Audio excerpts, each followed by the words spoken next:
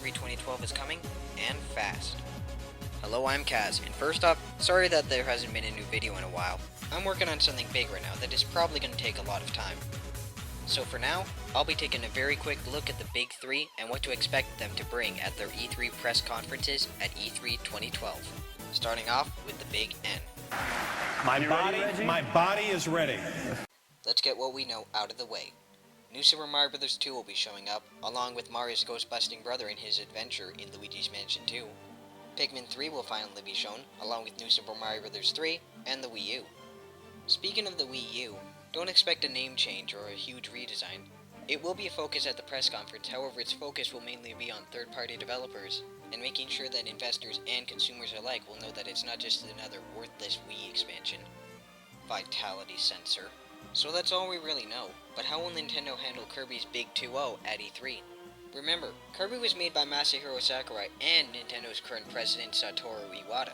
It's likely that they'll give the same treatment that Legend of Zelda got the year prior, orchestra and all.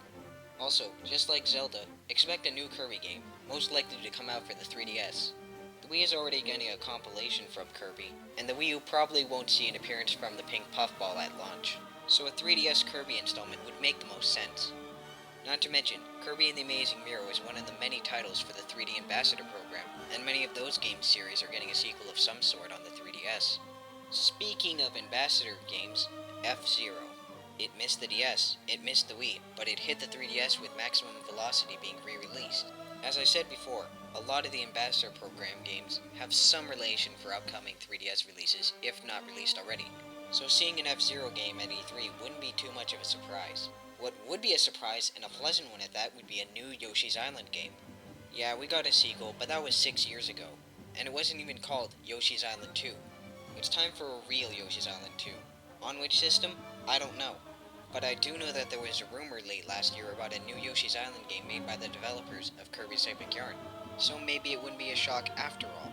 What else might we see there? Well, hopefully an announcement of all the solid releases and upcoming releases for Japan coming to North America. Fire Emblem Kakusei, both Professor Layton's, Pandora's Tower, and so on and so forth. Not much else to say except just release the games in North America. Lastly, and this one is pure speculation, can we expect a new IP from Nintendo this year? I remember reading earlier this year that Shigeru Miyamoto was working on quite a few projects, including a new IP. It's been over 10 years since we saw the last big name IP to come out from Nintendo, the last one being Pikmin in 2001. With the new experimental controller, it only makes sense that Nintendo would be releasing a new IP on the Wii U. Think about it. With the Wii U aiming to capture the hardcore audience once again, launching the system with something to show off the technology to the hardcore gamer with the new IP would be a perfect way to sell the system and the games, rather than just porting over the newest Call of Duty or Assassin's Creed. Oh, and the new Star Fox Metroid crossover?